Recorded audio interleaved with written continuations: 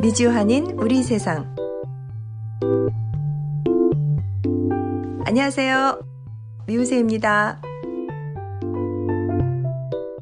2024년 11월 13일 수요일 제407화 미주한인 우리 세상 지금 시작합니다. 안녕하세요. 아리조나의 태바유입니다. 이렇게 도울 수가. 안녕하세요. 미우새 도우미 노스캐롤라이나의 김 사장입니다. 아유, 김 사장님, 이제 대선도 끝나고 요즘 좀 어떠세요? 네, 요즘 이 대선에서 패배한 사람은 해리스 후보인데, 네. 네, 해리스 후보보다도 마음의 상처는 제가 더 받은 거 아닌가. 굉장히, 아유, 예, 그러시구나. 의외로 크네요, 이게. 뭐 제가 무슨 잘못 생각해서 음, 그런 건지 그거는 모릅니다. 근데 네. 자꾸 이 세상이 혐오로 가득 찼구나. 어떤 분열과 차별 막 이런 것들이 막 보이는 것 같은 느낌이 들고 막 이래요. 그래서 제 개인적으로 마음이 약해서 그런 건지 아니면 제가 진짜 이 세상에 뭐 환멸을 느끼는 건지 그런 건 모르겠지만 음, 하여튼 그런 생각이 들어요. 그래서 바로 이럴 때일수록 정치적인 문제, 사회적인 어떤 변화, 이런 거에서 일희일비 이렇게 흔들리는 거는 어쩔 수 없는 일이긴 하지만 이럴수록 좀 더 우리가 약간 근원적인 것을 좀 찾아보고 다시 한번 기본부터 한번 생각해보고 사색하고 배워보고 이런 시간이 필요하지 않을까 이렇게 생각을 했어요. 좋아요. 네. 그래서 김 사장님 뭐 어떤 거 준비하신 거 있어요?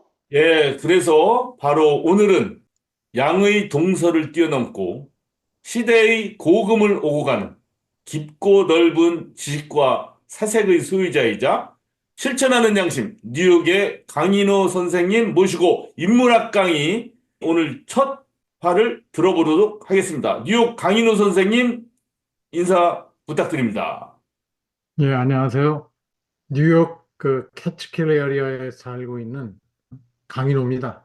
원래는 브루클린에서 작년에 이사 이쪽으로 왔는데, 캐치킬은 여러분 아시다시피, 어, 업스테이트 뉴욕인데 시골입니다. 그리고 예. 산이 많고, 그래서 네. 숲을 바라보면서 살고 있습니다. 예, 강인호 선생님은 일찍이 아틀란타 조지아에서도 인문학 강의를 오랫동안 하셨어. 그 지역 분들에게 큰 도움을 주셨습니다. 그래서 요즘같이 우리가 이렇게 여러 가지로 어려울 때 한국이나 미국이나 뭐 전 세계적으로 이럴 때 보약 같은 그런 말씀, 근원적인 인문학적 영양분을 제공해 주실 수 있어서 저희들이 부탁을 한번 드렸습니다. 근데 이 주제 아시는 분은 아시겠지만 저도 요즘에 처음 들었어요. 그래서 오늘 제1강 빅 히스토리에 관해서 강인호 선생님의 설명 있겠습니다. 다들 예. 반갑습니다. 제가 전체 앞으로 한 5번에 걸쳐 가지고 계획하고 있는 거는 이 박스에 있는 5개, 1, 2, 3, 4, 5까지 나오는 주제처럼 이렇게 진행이 될 것이고요. 전체 주제는 지금은 거시사의 시대, 클 것자, 볼치자, 역사사자, 이렇게 빅 히스토리를 이렇게 번역을 했습니다. 뭐 어디 보니까 또 대역사 이렇게 쓴 것도 있습니다만은 거시사가 맞는 것 같아가지고 자연스러운 것 같아서 이렇게 번역을 해봤고요. 빅 히스토리. 아무튼 책방에 가면 요새 굉장히 아주 여전히 핫한 그런 주제로서 한국이나 미국이나 뭐 제가 가본 데는 그 2군데밖에 없지만 세계적으로 그리고 구글 트렌드를 보니까 거시사라고 하는 것이 여전히 굉장히 핫하고 굉장히 큰 관심거리로 집중이 되고 있다 하는 것을 말씀을 드리고요. 근데 왜 이렇게 거시사, 빅 히스토리라고 하는 것이 문제가 되느냐? 흔하게 우리가 들어왔지만은 뭐 우리 김 사장님 같은 경우에는 말씀드리니까 처음 들었다 그래요, 이번에. 그 말이 맞습니까? 저는 참 인문학적 소양이 굉장히 일천합니다. 아니요, 그렇진 않아요. 그렇게 말씀하시는 게 너무 감사한 말씀이시고, 이미 아마 생활 속에서 들어보진 못했어도 이미 생활 속에서 무의식적으로 여러 분야에서 이렇게 접근하고 있을 거예요. 예, 예. 그 말 자체는 못 들어봤지만, 우리 지난번에 What is life? 생명이란 예, 무엇인가? 뭐 예. 이런 것들을 같이 맞아요. 하면서, 예, 관심 주제라는 것은 뭐 맞습니다. 예. 예. 이미 우리가 그 다루었던 것들 가운데 뭐 제가 다뤘던 거는 지난번에 이 자리에서 했던 거는 과학혁명의 구조에 관해서 토마스 큐, 토마스, 예. 예, 예. 그것과 또 하나는 생명이란 무엇인가. 근데 이것이 다 빅 히스토리와 연결된 까닭은 그것이 다 진화적 관점에서 쓰여졌기 때문이에요. 근데 빅 히스토리라고 하는 것은 우주의 진화 과정 전체를 이야기하는 거예요. 그러니까 그동안 우리는 이미 진화적인 관점에 의해서 쓰여진 수많은 책들에 대한 이야기들을 들어왔어요. 심지어는 경제에 관한 것을 요즘 서술을 한다고 해도 이미 진화적 관점에서 혹은 거시사적인 관점에서 대개 좌표를 맞춰놓고 그리고 책들을 쓰는 그런 시대이기 때문에 이미 들어왔다 이거죠. 근데 우리 일상생활에서 보통 사람으로서 생활할 적에 이걸 구체적으로 명시적으로 의식을 할 수가 있다면은 이거는 굉장히 좀 다른 의미를 갖게 된다는 거죠. 근데 이 거시사라는 말, 특히 빅히스토리라는 말을 만들어내는 사람이 있어요. 이 거시사적인 그런 안목으로 글을 쓴 사람들은 벌써 오래전부터 있었죠. 사실은 구약성서 창세기도 그 거시사적인 안목으로 가지고 시작된 거예요. 창세기라는 것도 그렇게 편집을 한 거예요. 구약성경 그 55권을 편집한 사람들이 편집의 여러 단계를 거치는데 그 마지막 편집자들이 그 피문서를 제작한 사람들이라고 그래요. 그 사제급들이에요. 사제들이 마지막 시대에 흩어져 있는 여러 성경의 자료들을 모아서 그걸 만들 때, 성경이라고 만들 때, 묶어 놓을 때, 그때 이 사람들의 관점은 창세기부터 맨 앞에 놓은 거예요. 큰 역사적인 관점을 보자. 하나님이 세상을 이렇게 만들었다. 라고 하는 관점에서부터 시작하자 말이에요. 바로 그게 거시사적인 관점이에요. 그러니까 거시사란 무엇이냐라고 했을 때 이미 우리는 알고 있어요. 그런 그 교회를 많이 다니시거나 기독교에 대해서 모르는 분이나 할지라도 창세기 정도 안다 이거. 기독교는 하나님이 세상을 뭐 만들었다라고 믿는 그런 종교다라고 하는 정도는 안다 이거죠. 그래서 그런 관점에서 그런 세상을 만든 하나님을 믿는다고 하는 것 안에서 예수와 뭐 이런 여러 가지 교리들이 다 형성이 되어 있다 이거죠. 근데 종교에서도 이미 거시사적인 그런 것이 있고 또 이미 1900년대 이후에 특히 다윈 1859년도에 종의 기원이라고 하는 책이 나왔을 때 그 이후에 이 모든 인문학이라든가 과학이라든가 그 각 분야의 서술 방식은 이 진화적 관점에서 서술하기 시작했어요. 저는 인문학 강의를 하면서 가장 기본으로 두 가지 책을 권하고 있어요. 다른 사람들하고 다르게. 철학은 꼭 이 버트란트 러셀의 이 서양 철학사를 먼저 읽자. 역사책을 읽어야 된다. 근데 그 역사책이 버트란트 러셀인 까닭은 버트란트 러셀은 그 철학사를 지은 사람 가운데 가장 그 명시적으로 자기가 진화적 관점에서 이 철학의 역사를 쓰겠다라고 하는 그런 언급은 하지 않지만 그런 관점에서 철학을 서술했던 책이었어요.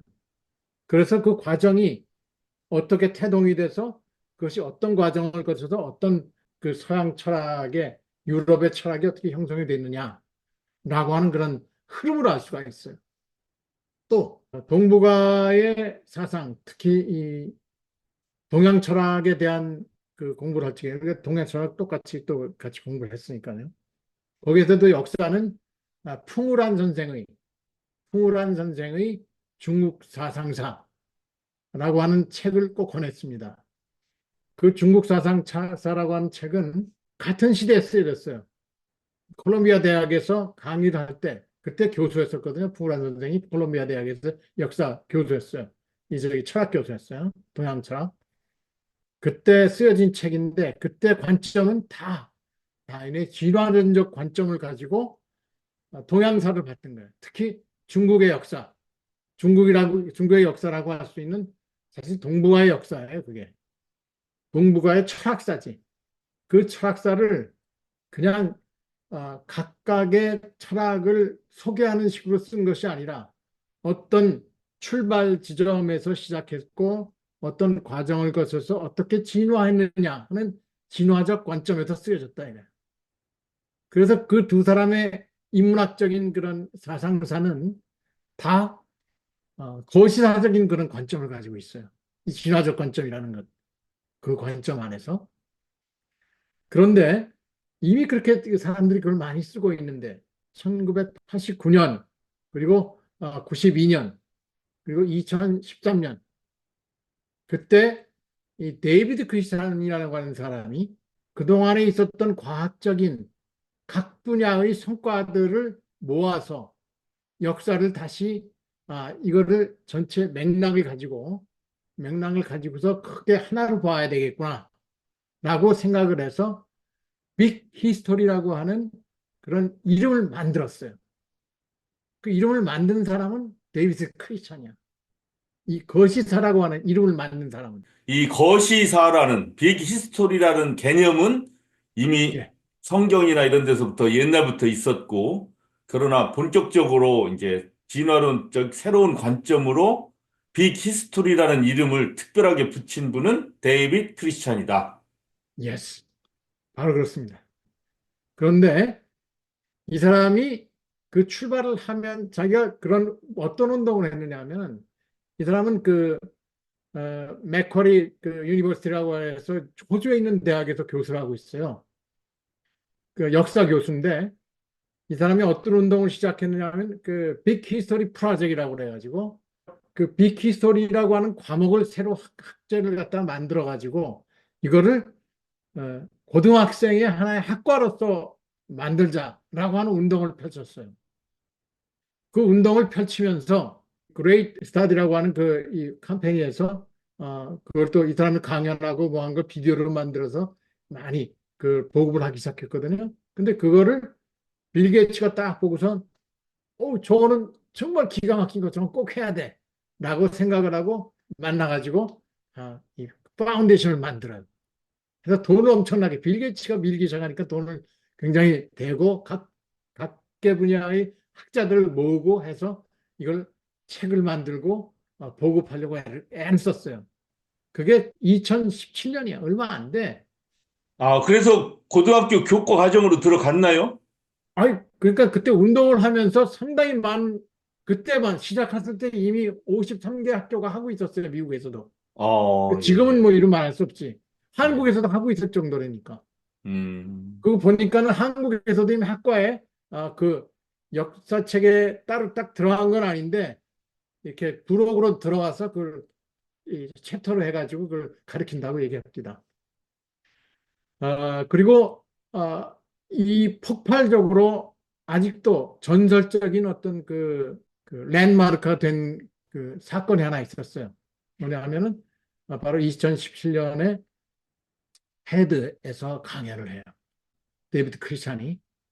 바로 그 데이비드 크리스찬이 강연을 했을 때 얼마 안 돼서 제가 그때 봤거든요. 그걸 보고선 굉장히 충격을 받았어요.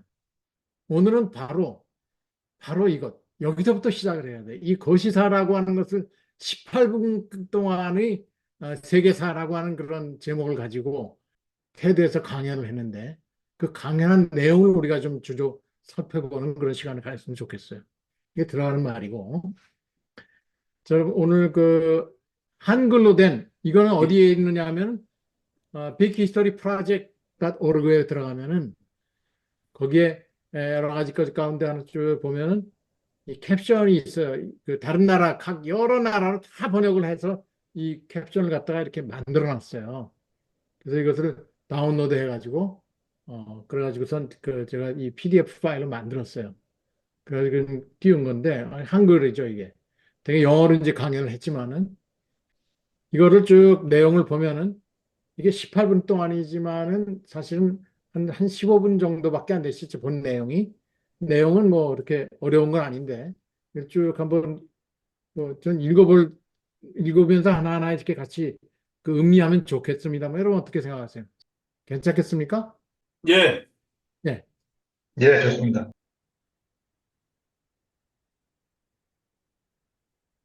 이게 It is a scrambled egg. But as you look at it, I hope you'll begin to feel just slightly uneasy. Because you may notice that what's actually happening is that the egg is unscrambling itself. And you'll now see the yolk and the white. 이걸 동영상을 보시면은 They're going to be poured back into the 이 egg. 스크램블 액인데 We 이게 좀 all 이상하지 않냐 이거예요. that this is 거꾸로 not the way 돌렸어요. the universe works. A scrambled egg is mush, tasty mush, but it's mush. An egg is a beautiful, sophisticated thing that can create even more sophisticated things, such as chickens. And we know in our heart of hearts that the universe does not travel from mush to complexity. In fact, this gut instinct is reflected in one of the most fundamental laws of physics, the second law of thermodynamics, or the law of entropy. What that says basically is that the general tendency of the universe is to move from order and structure to lack of order, lack of structure, in fact, to mush. And that's why that video feels a bit strange. 자, 여기까지 된 거 한국말로 읽어드릴게요. 그게 스크램블 에그입니다. 하지만 자세히 보시면 뭔가 이상하다는 걸 느낄 겁니다. 알아차리셨는지 모르겠지만 실은 스크램블에서 다시 원래 계란 상태로 돌아가는 것입니다. 자, 이제 완전히 원래 상태로 돌아왔습니다. 그리고 다시 계란 껍데기 안으로 들어가는군요. 우리는 이것이 알고 있는 우주의 이치와 다르다는 것을 알고 있습니다. 스크램블 에그는 먹음직스럽지만 모양이 흐트러져 있습니다.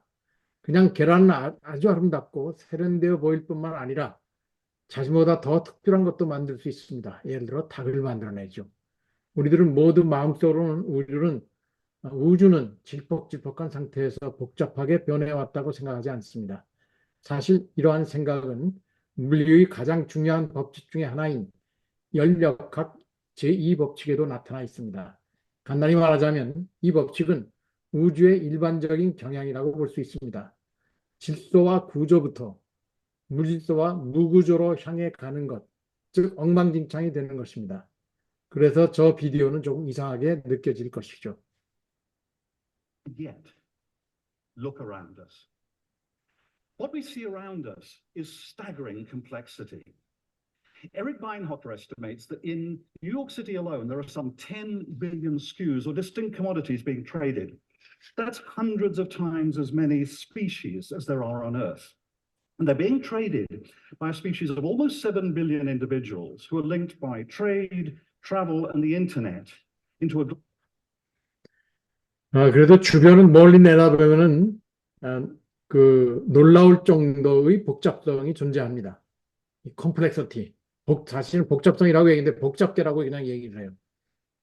그리고 에린 베인 호커의 추정으로는 뉴욕시 안에서만 100억 종류의 상품이 거래되고 있다고 합니다. 그래서 그것은 지구 위에 존재하는 종의 100억 배가 됩니다. 그것들은 70억 개의 개체를 가진 한 종이 거래하는 것들이며 엄청나게 복잡한 복잡성을 가진 글로벌 시스템 안에서 무역과 여행, 인터넷에 의해 연결되어 있습니다. system of stupendous complexity. So here's a great puzzle. In a universe ruled by the second law of thermodynamics, how is it possible to generate the sort of complexity I've described, the sort of complexity represented by you and me and the convention center? Well, the answer seems to be the universe can create complexity, but with great difficulty. In pockets, there appear what my colleague Fred Spear calls Goldilocks conditions, not too hot, not too cold, just right for the creation of complexity. And slightly more complex things appear.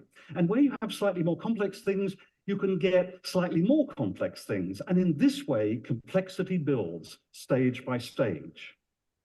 Each stage is magical because it creates the impression of something utterly new, appearing almost out of nowhere in the universe. We refer in big history to these moments as threshold moments.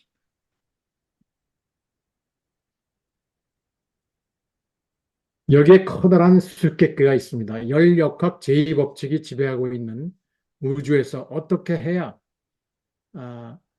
아까 이야기했던 것 같은 복잡성, 즉 여러분과 나 자신, 저 자신, 그리고 이 회의장으로 대표될 수 있는 이 복잡성을 만들어낼 수 있는 것일까요? 답은 이런 것입니다. 우주는 복잡성을 만드는 것이 가능합니다. 하지만 그건 상당히 어렵습니다. 이 지역에는 제 동료인 프레드 스피어가 골디락스 조건이라고 부르는 것이 있다고 합니다. 너무 뜨겁지도 차갑지도 않은 복잡성을 만드는데 가장 좋은 조건이죠. 이것이 골디락스라고 하는 것인데, 원래 이 골디락스라고 하는 것은 이 유명한 동화예요. 동화인데 그 여러 가지 버전의 동화가 있는데, 그 곰 세 마리, 우리 동요 있죠? 그 네. 동요, 곰 세 마리가 뭐 아빠가 엄마가 뭐 어쩌고 하는 그게 바로 예. 골디락스 동화의 그 가장 그 근거에 있는 그 동요인데,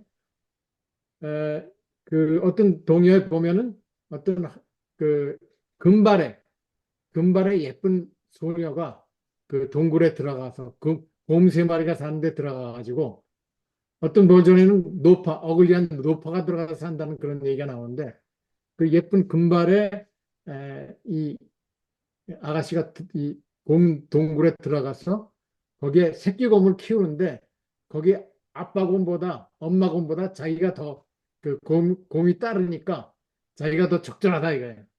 하는 그런 얘기가 그 만들어진 게 있었다고 해서, 그 가장 좋은 조건, 아기를 키우기에 가장 좋은 골디락스, 그 조건을 갖다 골디락스라는 금발의 그 여자 아이의 를 상징으로 해서 시작된 거예요, 이야기가. 그래서 골디락스라고 하는 말은 그런 말로 쓰여진 것이라고 합니다. And at each threshold, the going gets tougher. The complex things get more fragile, more vulnerable. The Goldilocks conditions get more stringent, and it's more difficult to create complexity. Now, we as extremely complex creatures desperately need to know this story of how the universe creates complexity despite the second law, and why complexity means vulnerability and fragility. And that's the story that we tell in Big History. But to do it, you have to do something that may at first sight seem completely impossible. You have to survey the whole history of the universe.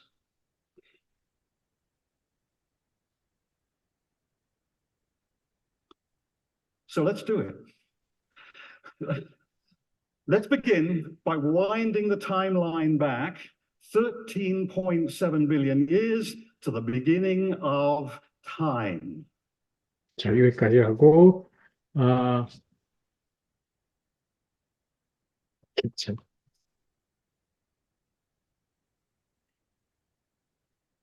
첫 단계는 마치 마술과 같습니다. 우주에 아무것도 없는 곳에서 완전히 새로운 것이 생겨나는 것 같이 보이기 때문입니다. 빅히스토리에서는 이러한 순간을 역치의 순간이라고 부릅니다. 반응 한계치. 이건 트레스홀드라고 지금 얘기되는데, 어떤 문턱이 되는 것, 전혀 다른 반응 한계치, 한계 상황이라고 얘기하죠. 각각의 역치에서 더 나아가는 것은 더욱 어려워집니다. 복잡한 것은 보다 깨어지기 쉽고, 보다 취약하며 골디락스 조건도 보다 까다롭게 되어 있어 복잡성이 생겨나는 것이 보다 어려워지게 됩니다. 이거는 그러니까 복잡성의 여러 가지 단계가 있다고 하는 얘기예요. 그리고 지금 우리들은 극단적으로 복잡한 생물로서 우리 우주가 어떻게 열역학 제2법칙에 반하여 복잡성을 만들어냈는지, 또한 어째서 복잡성이 취약함과 깨지기 쉬움을 의미하고 있는지를 어떻게든 알아야 될 필요가 있습니다. 자, 이 빅히스토리 데이비 크리스찬의 전체 주제가 여기 달려 있는 거예요. 본래 일상적인 의미의 이 물리학적인 법칙은 열역학 제2법칙에 의해서 모든 것은 질서적인 곳, 정돈된 곳에서 파괴적이고 혼잡하고 그다음에 그런 것으로 나가는데, 어떻게 이 세상은 진화의 과정은 엉망진창인 케이오스에서 오히려 반대로 복잡한 과정을 거치는 그런 진화의 과정을 거쳤냐 하는 얘기를 하겠다고 하는 얘기예요. 바로 이게. 제가 조금 덧붙일게요. 혹시나 이게 어려운 예, 게 느끼시는 분이 있을까 봐. 청취자분 중에. 그러니까 연력학 제2법칙이 혼란도 증가의 법칙이잖아요. 예, 모든 물질은 점점 흩어지고 바위 그럼, 같은 것도 처음에는 결정 구조로 잘 있지만 시간이 지나면서 이게 조금씩 깨지고 하면서 작은 그래서, 먼지로 해서 쫙 퍼져나가고 그 먼지를 갖다 일일이 모아가지고 다시 바위로 만들기는 거의 불가능에 가깝지 않느냐. 지금 그게 연력학 2의 법칙이고 그런데 어떻게 혼란도가 무조건 증가하는 식으로 우리 물리학의 법칙에서는 돼 있는데 어떻게 해서 그 혼란도가 증가하는 게 아니라 어떻게 복잡한 이렇게 질서 정연한 어떤 기능을 가진 이런 뭐 인터넷이라든가 생명체라든가 이런 바위 결정 구조라든가 뭐 이런 것으로 어떻게 가느냐 이거죠. 그게 연력학 이 법칙과 맞지가 않는 거 아니냐. 이제 그 해명을 찾는 것이 바로 빅 히스토리의 주제다. 지금 그렇게 정리하면 되겠습니까? 예, 많은 얘기가 거기서, 이거는 우리가 계속 그렇게 곰씹어 볼 필요가 있는 것이 지금 김 선생님처럼 조금 더 나아가면 이 연력학 제2법칙이라고 하는 것 안에서 저 이걸 잘못 사용하면 물리학하는 보통 거시사하고는 상관없이 물리학해왔던 사람들이 연력학 제2법칙이다 그러면 절대로 이 물리적인 법칙은 질서 정연한 것에 대해서 반대로 케오스로 나가는 거다. 이거. 혼란으로 나가는 거다. 지금 말씀하셨듯이 바로 그것을 깨칠 수는 없다 이거죠. 연력학 제2법칙에 그걸 만들어내기 시작했고 했던 사람은 사디 카르노. 전기기관의 그러니까 메카니스트인데 전기기관에서 어떤 그 열량을 갖다가 어떤 정도의 열량을 넣었을 때 그 열량 넣은 것만큼의 에너지 들어간 것만큼의 에너지가 그대로 발현되는 것이 아니라 없어지는 게 있다 이거 거기서 그걸 또 계산해보고 자꾸 하면 끝까지 이 메커니즘 안에서 돌아가는 모든 그 키네틱 무브먼트 안에는 없어지는 소실되는 것들이 있다 이거. 완전히 소멸되는 것들이 있다. 그래서 찾아내기 시작했어요. 총열량 불변의 법칙이죠. 예. 그런 불변의 법칙이 있는데 예. 그게 제일 법칙 아니에요? 예. 그런데 왜 없어지는 게 있느냐. 그래서 열이 손실되고 완전히 사용되고 없어지는 게 있더라. 음. 그걸 발견해서 이제 이것이 연력학 제2법칙에 해당되는구나. 불가역적이다, 그건. 이 제2법칙이라고 하면은 에너지가 없어지는 것과 계속 남는 것과 합해서 전체라고 하는 건 제1법칙이고 그래서 거기 남는 것과 없어지는 것, 소멸되는 것이 있다라고 생각을 해왔다, 이거예요. 그러니까 이제 케오스라고 하는 것이 계속 케오스 쪽으로 나간다고 하는 것인데 이것은 이제 바로 이 점에서 굉장히 논란이 많았었어요. 빅히스토리를 얘기할 때 이거를 복잡계를 얘기하기 위해서 복잡계가 어떻게 생성되느냐 하는 그런 과정을 얘기할 때 연력학 제2법칙을 항상 논의하면서 그것과 반대 방향으로 나간다고 하는 이런 그 서술 방식에 대해서 물리학자들이 굉장히 챌린지를 많이 했었다고 하는 그런 염두에 두고요. 자, 그 다음에 한번 들어봅시다. Around us, there's nothing. There's not even time or space. Imagine the darkest, emptiest thing you can and cube it a gazillion times. And that's where we are. And then suddenly, boom, a universe appears, an entire universe. And we've crossed our first threshold. The universe is tiny, it's smaller than that. 잠깐만요. 요 직전에 시꺼먼 암흑의 배경이 나왔을 때의 상황은 빅뱅 직전 상황을 지금 묘사하고 한다라고 그랬던 거예요. 아무것도 없었다고 하는 그런 이야기.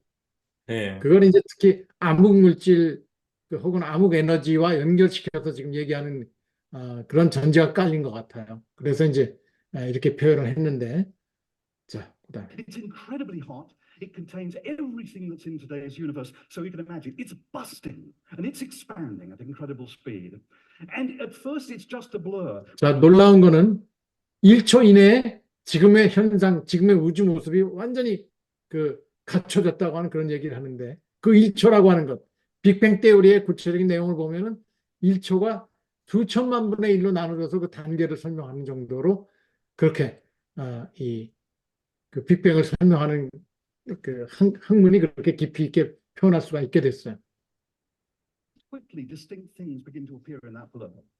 Within the first second, energy itself shatters into distinct forces, including electromagnetism and gravity. And energy does something else quite magical. It congeals to form matter, quarks that'll create protons, and leptons that include electrons. And all of that happens in the first second. 예. 자, 이게 다 1초 안에 만들어졌다고 하는 것인데, 주변에는 아무것도 없습니다. 아까 처음부터 보면 시간과 공간조차 없죠. 상상할 수 없는 가장 어둡고 아무것도 없는 것을 생각한 다음 입방체 큐빅 안에 완전히 모든 걸 무한하게 쑤셔 넣어 보십시오. 그러니까 점 안에 이건 어떻게 표현되냐면 또 입자보다 적은 공간 안에 이걸 집어넣는 거예요. 모든 걸 다 집어넣어요. 생각할 수 있는 모든 걸 집어넣어 보라는 거예요. 그리고 갑자기 뻥 우주가 탄생합니다. 우주 전체입니다. 최초의 역치를 넘었습니다. First threshold. 이 threshold는 문턱이 여러 가지가 있는데 그 첫 번째 문턱을 이 빅뱅이라고 하는 거죠. 우주는 조그맣고 원자보다 작습니다. 그리고 상상할 수 없을 만큼 뜨겁습니다. 오늘날의 우주에 포함된 것들이 전부 들어 있습니다. 그러니까 운하라고 하는 것, 우리가 우주의 크기, 우리가 밤하늘의 별이 이렇게 보이는 거 보통 우리가 눈에 보이는 건 4,000개 정도밖에 맥시멈으로 볼 수 있어야 4,000개 정도밖에 못 본다는데 그 별과 별 사이에 그 너머에 보이는 어마어마한 것이 다 포함하면 그게 하나의 운하인데 운하도 못 되는 거죠. 태양계 정도인데 여기서 지금 나오는 거는 그래도 멀리 보이는 것까지 다 포함한다 할지라도 우리 운하 하나인데 그 운하 자체가 별 한 개만큼의 숫자만큼 또 있는 거예요. 운하 자체가 수십억 개가 있는 거예요. 그러니까 어마어마한 그런 규모의 크기의 우주가 바로 이 원자보다 입자보다 적은 그 안에 있었던 것이 빅뱅 당시의 모습이라는 거예요. 그걸 얘기를 해주고 있습니다. 그럼 맨 처음에 흐릿했지만 그 속에서 빠르게 구별할 수 있는 것이 나타납니다. 최초의 1초 동안 에너지 자체가 전자 기력과 일렉트로매그네틱 포스와 중력 그걸 포함하는 구분할 수 있는 힘들로 나눠줍니다. 그러니까 1초 안에 수천만 분의 1초 정도 그 순간적으로 그 네 가지 힘이죠. 사실은 양력, 아까 쿼크와 전자 있죠. 그 쿼크의 강력과 양력이라는 것이 있어요. 그래서 네 가지 우주의 힘이라고 하는 것이 있는데 양력과 강력, 그 다음에 지금 얘기한 이 중력과 일렉트로매그네틱, 전자기름 이 네 가지 이것이 1초 안에 그 생겨나기 시작하면서 터졌다 이거죠. 팝콘 생각하면 되겠어요. 예. 보통 팝콘이 아니죠. 그러니까 그 쇳덩어리 안에 막 엄청나게 뭉쳐 있는데 열을 가해서 한 번에 팍 터트리니까 이제 뭐 그러니까 이게 엄청나게 팝콘 큰 진짜 양. 예. 팝콘이 예. 그 팝콘이란 말이 재밌네 그게 오히려 예. 튀겨진 게. 자, 그 다음에 We move forward 380,000 years. 자, 그 빅뱅이 일어난 이후에 38만 년이 지나고 아무 일도 일어나지 않았다는 거예요.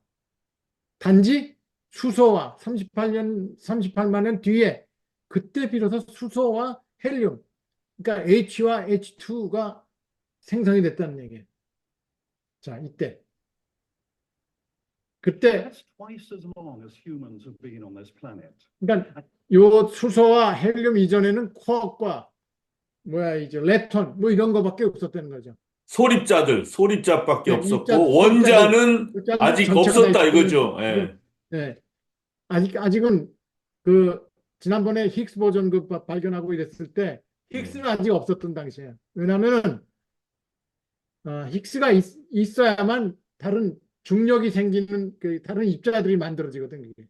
예. 그러니까 우리는 그냥 수소 입자들이 그 중력을 예. 얻기 시작해. 원자 같은 게 처음부터 그냥 있었던 걸로 그 생각하는데 지금 이 히스토리에서는 이 수소 원자조차도 빅뱅 이후 38만 년 이후에나 없었다, 이거. 간신히 생긴 거다. 그러면 예. Now simple atoms appear of hydrogen and helium. Now, I want to pause for a moment, 380,000 years after the origins of the universe, because we actually know quite a lot about the universe at this stage. We know above all that it was extremely simple. It consisted of huge clouds of hydrogen and helium atoms, and they have no structure. They're really a sort of cosmic mush. But that's not completely true. Recent studies by satellites such as the WMAP satellite have shown that in fact there are just tiny differences in that background. What you see 자, 이게 굉장히 중요한데, 그럼 38만 년을 나가보죠. 이건 인류 탄생 후 기강의 2배에 해당되는 것입니다. 이제 거기서 수소와 헬륨 같은 단순한 원자가 생겨납니다. 여기서 잠깐 멈춰보죠. 우주 탄생 후 38만 년인데 우주가 이 단계에 이르르면 많은 것을 알 수 있게 됩니다. 그 중에서도 가장 중요한 것은 매우 단순한 형태였다는 것입니다. 우주는 수소와 헬륨 원자의 거대한 구름으로 되어 있었고 구조화되어 있지는 않았습니다. 구조화가 되지 않았다. 38만 년 동안 아무것도 없었다는 거죠.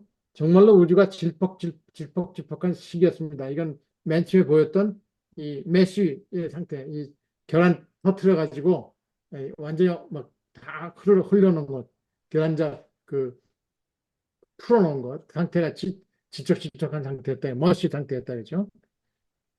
그런데 놀라운 것은 배경 복사라는 말 알죠, 여러분? 우주 배경 복사.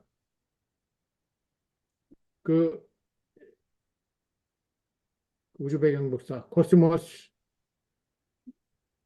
뭐라 그러지?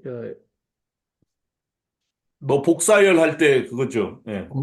레디언트, background radiation. 백그라운드, 예. 코스모스 백그라운드, 레디언트. 아마 그럴 거예요. 그거를 사진을 찍은 거야. 이게 그 사진인데 이거는 이걸 보세요. 사진인데 이게 지금 빨갛고 이게 초록색 있고 파랗고 이런 거 있죠? 예. 온도 차이를 나타낸 거라는 거야. 그런데 이게 사진에는 이렇게 보이지만은 사실상 이 온도 차이는 1000분의 1도. 그 정도의 온도 차이라는 거야, 이게.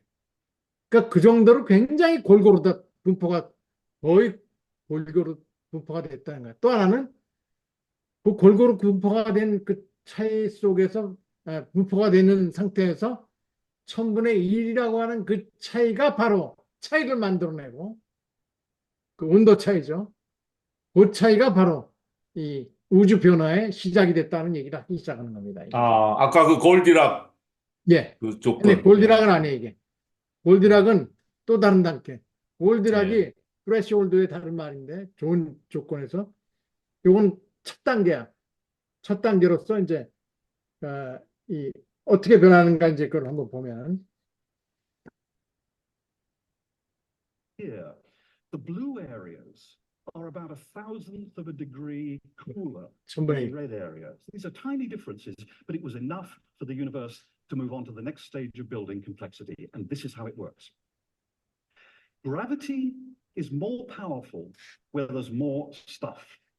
So where you get slightly denser areas, gravity starts compacting clouds of hydrogen and helium atoms. So we can imagine the early universe breaking up into 1 billion clouds. And each cloud is compacted, gravity gets more powerful as density increases, the temperature begins to rise at the center of each cloud, and then at the center of each cloud, the temperature crosses the threshold temperature of 10 million degrees. Protons start to fuse, there's a huge release of energy, and we have our first stars. 자, 이게 또 뱅 그랬죠? 이거 슈퍼노바라 그래. 이 별이 만들어지는 거야, 이게. 항성이 어떻게 만들어지는 과정인데 아까 얘기한 이 배경에서 우주 배경에서 이 골고루 분포된 상태에서 아무런 저희가 없다가 30번 없다가 이렇게 뭐가 형성이 되는 1000분의 1도의 차이 때문에 그 중앙에서 전체적으로 보면은 중앙에서 전체 그 조금만 차이들이 모여서 어마어마한 중력에 의한 결집들이 생기고 그러면서 거기서 이제 온도가 엄청나게 밀도가 커지니까 높아가니까 1000만 도를 넘는 온도가 되니까 거기서 대량의 에너지가 나타나기 시작하고, 그 다음에 뭐가 되느냐 하면, 양자, 베타 융합이 되는 거예요. 베타 융합이 일어나기 시작한다는 거예요. 천만도가 넘어야만 베타 융합이 일어난다는 거예요. 그 모든 이제 복사열이 우주에 100% 골고루 퍼져 있으면 아무 일이 안 일어나는데 아무것도 안 일어나는데. 약간의 그 차이가 차이 때문에. 어떤 집중의 변화를 일으키고 거기서부터 이런 그러면 엄청난 슈퍼노바까지 생긴다. 마치 이건 나중에 나올 얘기지만 생명체가 생성되는 현상하고도 비슷하네요. 그렇죠. 지금 예, 다 매 단계가 그런 거예요, 이게. 예, 이게 한 8가지 정도의 골딜락의 그러니까 트레시홀드라고 얘기합니다. 그 단계, 트레시홀드라는 거 보니까 뭐 역치라고 번역은 했는데 문지방 이런 것들하고 한 단계가 달라지는 거예요. 더 복잡한 단계로 나가는 단계, 뭐 그런 식으로 예, 얘기할 수가 있는데 이것도 하나의 단계고 그래서 별들이 만들어지기 시작하는데 빅뱅 이후에 2억 년 후부터 그러니까 아까 뻥 했을 때 최초의 항성이 만들어진 거예요. 항성. 별이 만들어지는 거예요.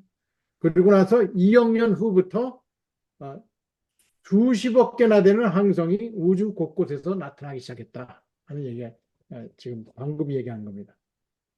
그리고 이제 우주는 더욱 흥미로워지고 더욱 복잡하게 됩니다. 200 million years after the Big Bang, 이게 stars 2억 년 이후에. began to appear all through the universe, billions of them. And the universe is now significantly more interesting. 빅뱅 있고 이게 별이 붙어지고 여기 Stars stars light up. create the Goldilocks conditions for crossing two new thresholds. When very large stars die, they create temperatures so high that protons begin to fuse in all sorts of exotic combinations to form all the elements of the periodic table. If, like me, you're wearing a gold ring, it was forged in a supernova explosion. So now the universe is chemically more complex. And in a chemically more complex universe, it's possible to make more things.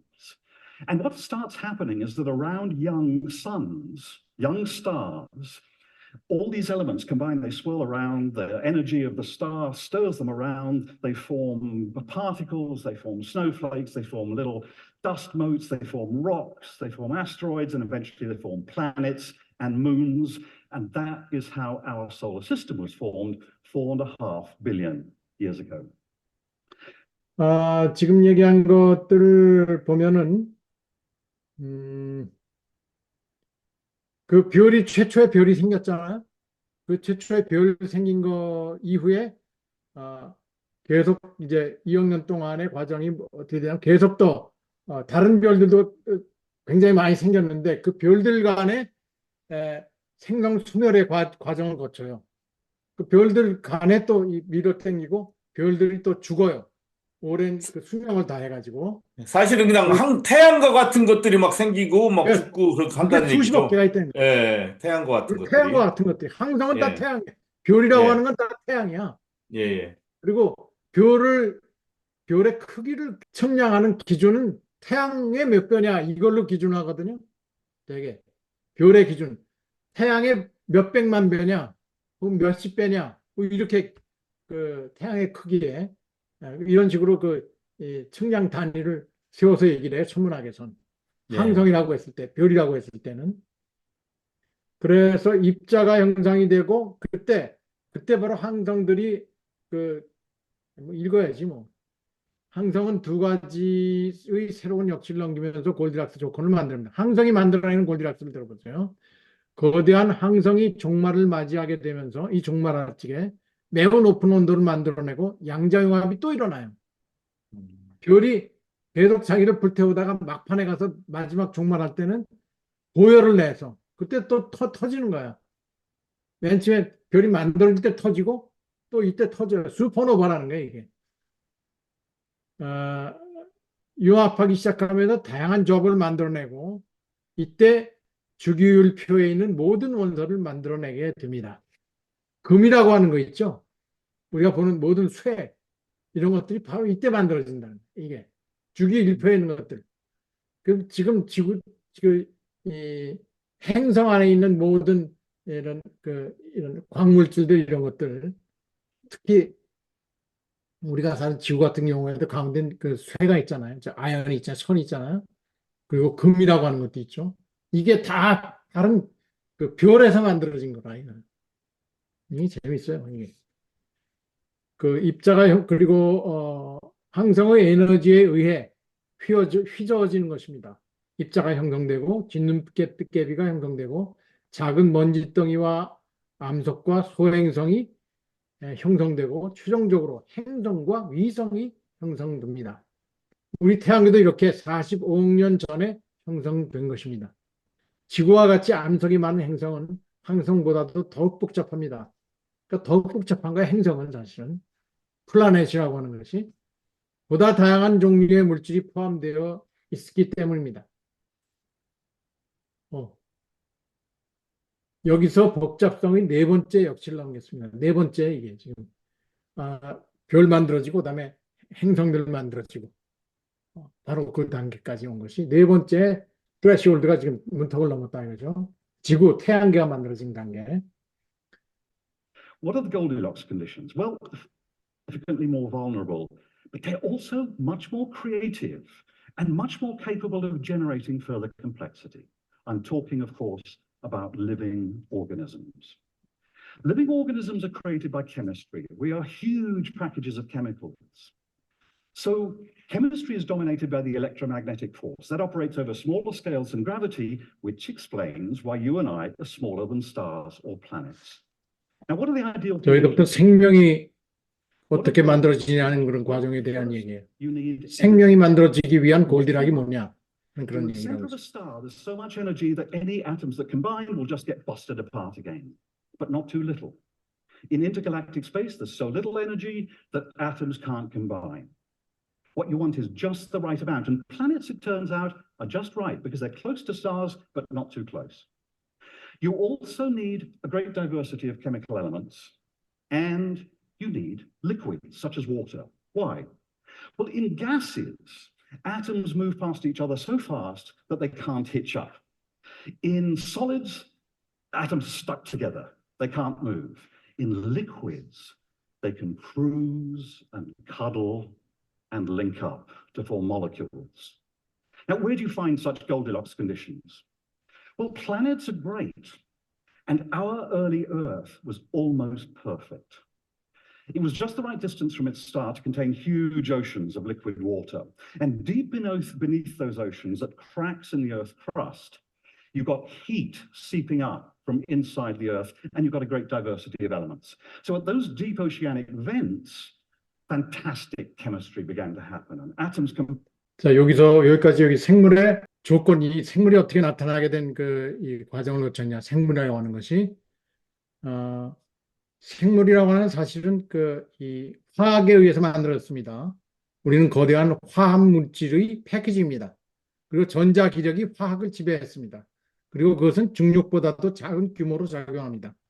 우리는 항성이나 행성보다도 작은 것입니다. 그럼 화학에 있어서 이상적인 조건은 무엇일까요? 골디락 조건은 무엇일까요? 먼저 에너지가 필요하지만 너무 많아서 곤란합니다. 항성의 중심에는 대량의 에너지가 있지만 결합된 원자는 모두 다시 분열됩니다. 너무 적어서도 안 됩니다. 에너지가 많아도 안 되고 적어도 안 된다. 그중에 가장 적합한 건 은하계 사이의 공간에서는 에너지가 너무 적어서 원자가 결합될 수 없습니다. 아주 적정량이 필요한 것입니다. 결과적으로 항성으로부터 가깝지만 너무 가깝지도 않은 행성들이 딱 좋은 조건을 갖추고 있습니다. 지구가 그렇다는 것이고 또 화학 원소의 다양성도 필요하고 물 같은 액체도 필요합니다. 생명을 위한 조건 가운데는 기체는 원자가 서로 빠르게 지나치기 때문에 결합되는 것이 불가능합니다. 고체의 경우 원자가 서로 딱 달라붙어서 움직이지 않습니다. 액체는 돌아다니거나 바싹 다가거나 결합하여 분자를 형성합니다. 그럼 어디에서 그런 골디락스 조건을 발견할 수 있을 것인가요? 행성들은 멋지고 초기의 우리 우주는 거의 완벽했습니다. 태양으로부터 거리도 적당하고 물로 된 거대한 바다도 가지고 있었습니다. 그리고 그 바다의 깊은 곳에는 지각의 균열이 생겨 이 얘기가 굉장히 중요했어요. 지구의 내부로부터 솟아오르는 열도 있었고 다양한 원소도 얻을 수 있었습니다. 그리고 해저의 갈라진 틈에서 놀라운 화학 반응이 시작되어 원자가 다양한 모습으로 결합되기 시작한 것입니다. 이게 이제 중요한 얘기고, 그다음에 이야기를 보면은 어디까지 나오냐 하면은 in all sorts of exotic combinations. But of course, life is more than just exotic chemistry. How do you stabilize those huge molecules that seem to be viable? Well, it's here that life introduces an entirely new trick. You don't stabilize the individual, you stabilize the template, the thing that carries information, and you allow the template to copy itself. And DNA, of course, is the beautiful molecule that contains that information. You'll be familiar with the double helix of DNA. Each run contains information. So DNA contains information about how to make living organisms. And DNA also copies itself. So it copies itself and scatters the templates through the ocean. So the information spreads. Notice that information has become part of our story. The real beauty of DNA, though, is in its imperfections. As it copies itself, once in every billion runs, there tends to be an error. And what that means is that DNA is, in effect, learning. It's accumulating new ways of making living organisms because some of those errors work. So DNA is learning and it's built. 자, 여기까지 보면은요, 넘어가기 전에, 맨 처음에 이 생명의 조건 가운데 생명이 다른 게 아니라 단세포에서 다세포로 넘어가는 그런 과정인데 지금 단세포로 나오기 직전까지 그 과정을 얘기하고 있거든요. 단세포. 근데 DNA 얘기까지는 그 다세포로 넘어가면서 이제 어떻게 DNA까지의 그 과정이 나왔냐는 얘기를 하는 건데 이 다음에 생략된 것이 몇 가지가 있어요. 어떻게 단세포가 만들어졌고 어떻게 다세포가 만들어졌냐. 그 얘기는 그 단세포와 다세포가 만들어진 그 과정들이 어마어마하게 길거든요. 사실은. 근데 이걸 그냥 확 뛰어넘어가면서 지금 얘기하고 있는 중인데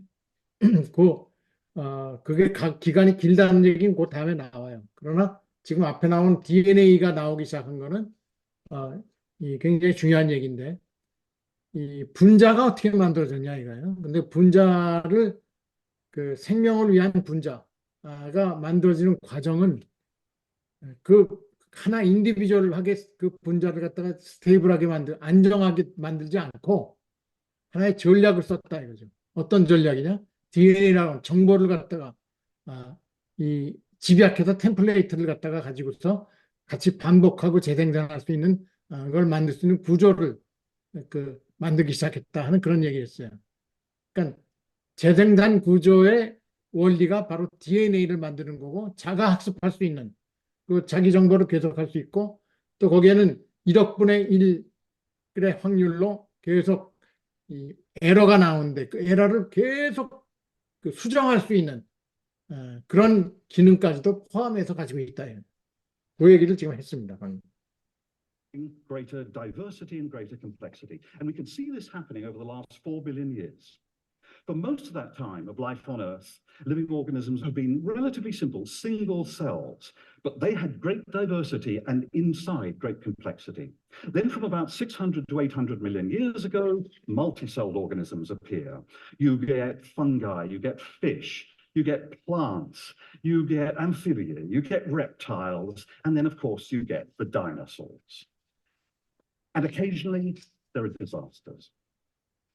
65 million years ago, an asteroid landed on Earth near the Yucatan Peninsula, creating conditions equivalent to those of a nuclear war.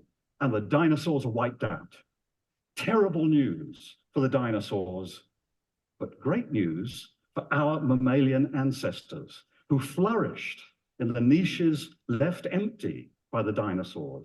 And we human beings are part of that creative evolutionary pulse that began 65 million years ago with the landing of an asteroid.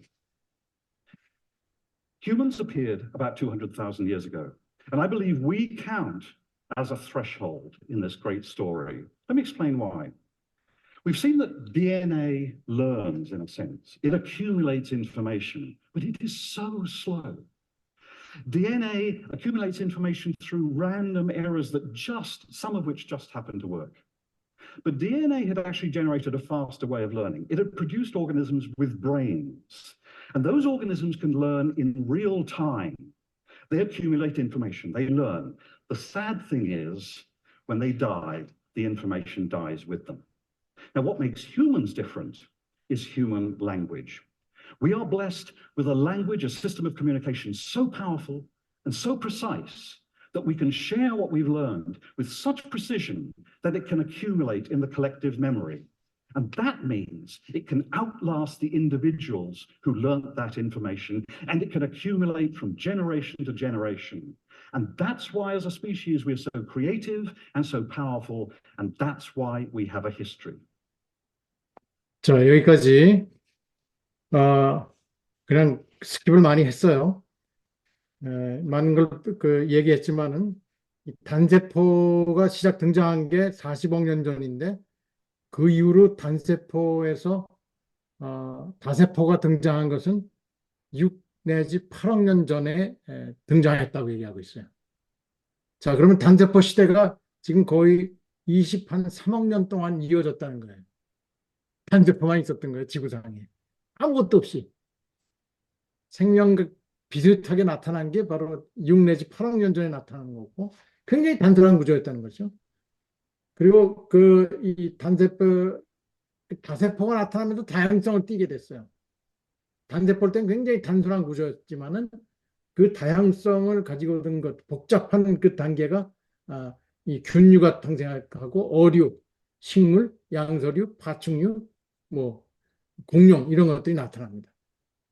또 대재앙이 일어나고 뭐 이런 업앤다운이 시작되면서 여기서는 지금 그 빙하의 과정이랄까 그 안에 이제 대재앙이라는 걸 다 포함하지만은 특히 6,500만 년 전에 소행성이 지구 유카탄 반도에 떨어지면서 그 어마어마한 멸종이 이루어졌는데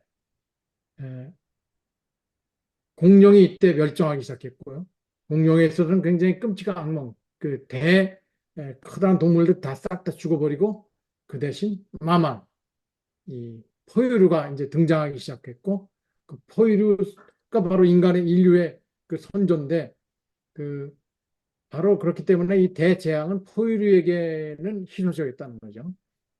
그래서 이제 이 소행성 충돌에 의해서 시작된 그 창조적이고 혁명적인 영향이 일부였다 이거죠. 그 대재앙이라고 하는 것 자체도. 그리고 그러다가 인류는 20만 년 전에 탄생을 했고, 그리고 그 탄생된 인류가 이 DNA 자체가 계속 정보를 축적해서 학습한다는 것을 말씀을 했는데, 여기도 계속 나가는 것이요. 시간이 엄청나게 걸렸다 이거죠. 그 오랜 세월 동안에 이 에러를 갖다가 다시 조정하고 다시 수정하는 그런 과정을 거치고 계속 정보를 새롭게 축적을 하면서 인간까지 왔는데, 인간에서부터는 DNA를 통한 정보 축적이 아니라 이제는 새로운 축적의 방법을 만들어냈다 이거예요. 그게 언어라는 거죠. 그리고 언어를 통해서 시대별로 계속 이제 생물학적인 진화가 아니라 그다음은 사실 인문학적인 진화가 되는 거예요. 언어를 통해서.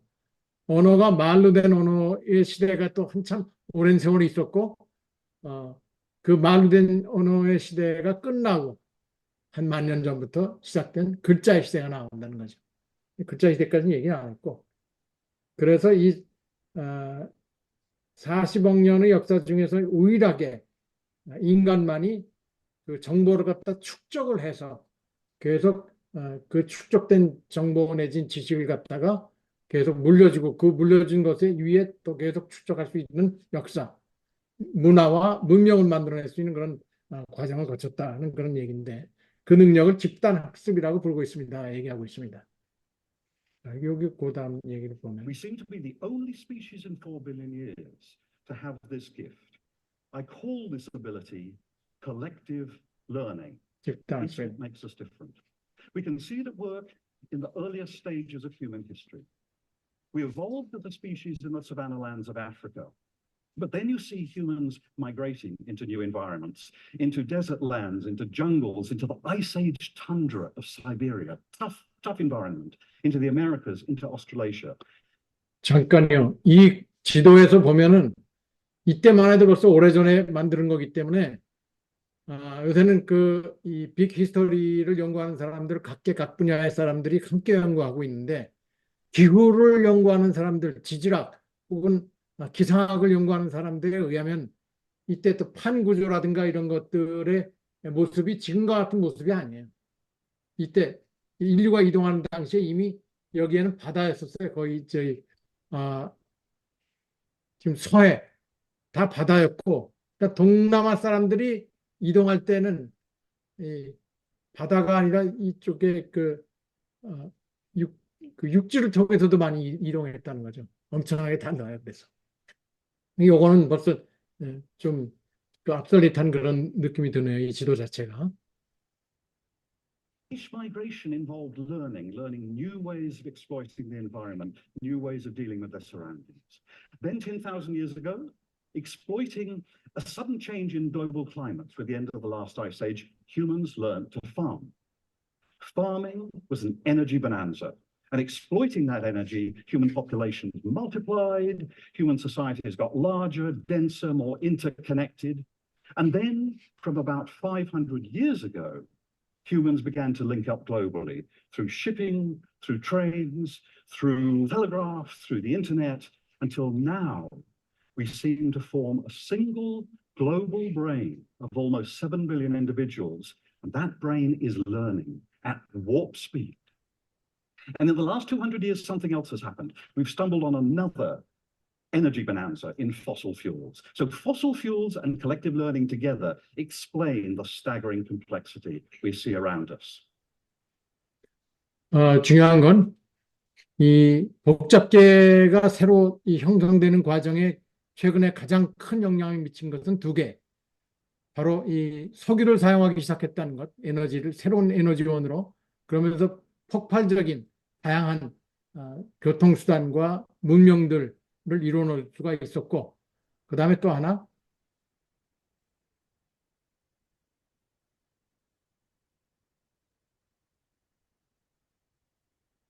So, here we are, back at the convention center. We've been on a journey, a return journey of 13.7 billion years. I hope you agree this is a powerful story, and it's a story in which humans play an astonishing and creative role, but it also contains warnings. Collective learning is a very, very powerful 바로 force, 이 집단 and it's 학습. not clear that we humans are in charge of it. I remember very vividly as a child growing up in England, living through the Cuban Missile Crisis. For a few days, the entire biosphere seemed to be on the verge of destruction. And the same weapons are still here, and they're still armed. If we avoid that trap, others are waiting for us. We're burning fossil fuels at such a rate that we seem to be undermining the Goldilocks conditions that made it possible for human civilizations to flourish over the last 10,000 years. So what big history can do is show us the nature of our complexity and fragility and the dangers that face us. But it can also show us our power with collective learning. And now, finally, this is what I want. I want my grandson, Daniel, and his friends and his generation throughout the world to know the story of big history and to know it so well that they understand both the challenges that face us and the opportunities that face us. And that's why a group of us are building a free online syllabus in big history for high school students throughout the world. We believe that big history will be a vital intellectual tool for them as Daniel and his generation face the huge challenges and also the huge opportunities ahead of them at this threshold moment in the history of our beautiful planet. 자, 여기까지 되게 끝난 거예요. 그럼 아까 이 석유를 통해서 엄청나게 이 폭발적인 발전이 일어났고, 집단 학습을 통해서 놀라운 그런 복잡성을 만들어 왔다 이거죠. 그리고 바로 이 석유 문명은 또 어떤 결과를 나타내냐. 지금 우리의 이것이 거의 다 소진하게 되는 과정을 거치면서 우리에게 오히려 위기로 몰고 있는 그런 현실을 맞게 됐고, 하지만 끝까지 이 집단 학습을 통해서 뭔가 일어날 수 있는 미래의 그 밝은 면도 우리가 예측할 수가 있다. 그리고 또 하나는 바로 미래의 과제는 바로 집단 학습을 통해서 자기가 지금 보여주고 있는 손주 데니얼이라고 하는 이 손주에게도 이 과정, 빅뱅으로부터 시작된 지금까지의 과정을 다 알 수 있도록 고등학교의 과정을 통해서 학교 과정을 통해서 꼭 이 과정을 넣었으면 좋겠다. 지적 도구가 될 수 있도록 했으면 좋겠다 하는 그런 얘기로 끝냈습니다. 이 정리를 하면은 특히 이거는 진짜 오늘 그 빅 거시사에 대한 얘기 가운데서 특히 크리스찬 데이비드 이 창안자의 강연을 구체적으로 들어본 것인데요. 그리고 여러분 시간이 되면은 여러분들끼리 각자가 이걸 다시 한번 들어보시고 읽어보시면서 들으면은 굉장히 이해가 돼요. 근데 제가 앞으로 5번에 걸쳐서 이 진행될 이 거시사의 내용에 그 윤곽은 되지만 지금 굉장히 벌써 굉장히 그 요번에 들은 집을 그 새롭게 지금 들으면은 이 거시사가 굉장히 거칠게 지금 그 제안이 되었던 거로구나 하는 걸 알 수가 있어요. 왜냐하면 지금 나온 특히 지난번에 저는 그 몇 사람의 그 거시다를 읽어봤는데 A History of Big History라고 하는 그 이안 헤스케스라고 하는 사람이 쓴 책이 있어요. 이렇게 이 책도 얼마 전에 구입해서 쭉 봤는데 그동안 이렇게 제안된 그 데이비드 히스토리의 이야기 이후에 수많은 과학자들이 가지고 있는 각 분야의 총체적인 지식들이 다시 집대성돼서 빅 히스토리가 어떻게 다양하게 그 형성이 돼서 인간의 그 자기 이해를 더 엄청나게 증대시키고 있는가 하는 것을 알 수가 있어요. 또 그런 이야기들 가운데 우리가 필요한 부분들 그리고 그런 안목들을 가지고 우리가 세상을 산다고 하는 것이 어떤 의미가 있느냐 하는 그런 얘기들을 앞으로 전개할 그런 계획이 있습니다. 바로 그런 내용들이 5번에 걸친 그런 얘기들이에요. 오늘 여기까지만 얘기하죠. 아우, 잘 들었습니다. 지금 샌프란시스코의 김영감 원장님, 뭐 궁금하신 점 있으신가요? 내용이 워낙에 방대하고 영화 한 편 본 것 같은 느낌이네. 근데 저는 이제 그 생각을 했어요. 데이빗 크리스찬이라는 분이 그렇게 그 세계사적인 그리고 그런 강의를 하시면서 어떻게 언제부터 어떻게 그런 관점으로 우리의 이 빅히스토리를 이렇게 보시게 됐는지 그런 거를 좀 나중에 좀 토론해보고 싶고요. 제가 에피제네릭스라고 후생 유전학을 많이 이렇게 연구하신 저 샌디에고 교수분하고 한번 점심을 먹은 기회가 있었는데 저한테 앞으로 우리의 후세 인류들은 이렇게까지 주저주저 다 얘기를 안 한대요. 그러니까 아주 간단한 언어만 가지고도 엄청난 양의 정보를 교환하는 그런 기술이 생길 거다.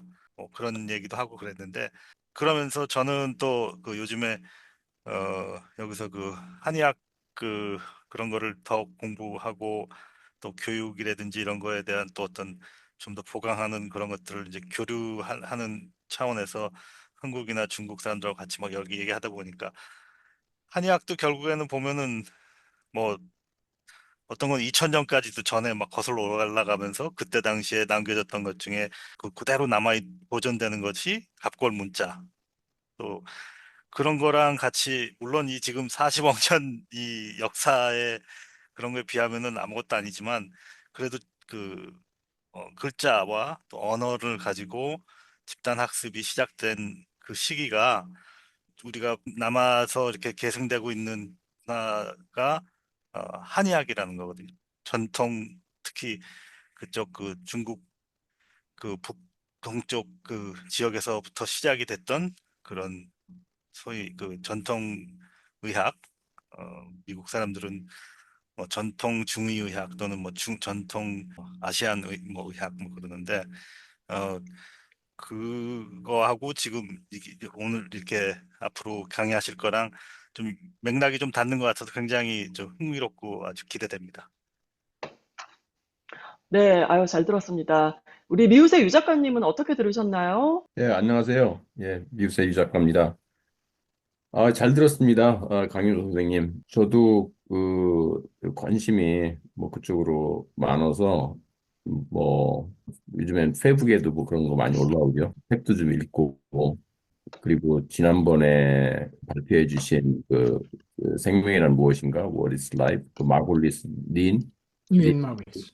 예, 뭐 그런 그 근본에 대해서 우리가 어디에서 왔는지 그런 거에 대해서 관심도 많고 그것도 되게 재밌고 그리고 그런 과학자가 그러니까 그 근원 그 뿌리를 찾아서 그 연구하고 이제 세상 전체를 이해하려는 뭐 그런 노력에 대해서 경외심을 갖고 그런데 데이비드 크리스찬이란 그분은 몰랐어요. 몰랐고 그분이 과학자 같지는 않아요. 과학, 과학자가 아니라 역사학자였어요. 예. 그래서 이제 그 과학자들이 밝혀낸 그 여러 가지 결과물을 가지고 그 운동, 무브먼트를 이렇게 하신다고 그러는데 이게 예. 역사학자보다도 더 뭘 하시는 것 같아요. 근데 궁금해진 게, 그 과학자 입장에서 이렇게, 근원을 찾고 이런 거는 이해가 가요.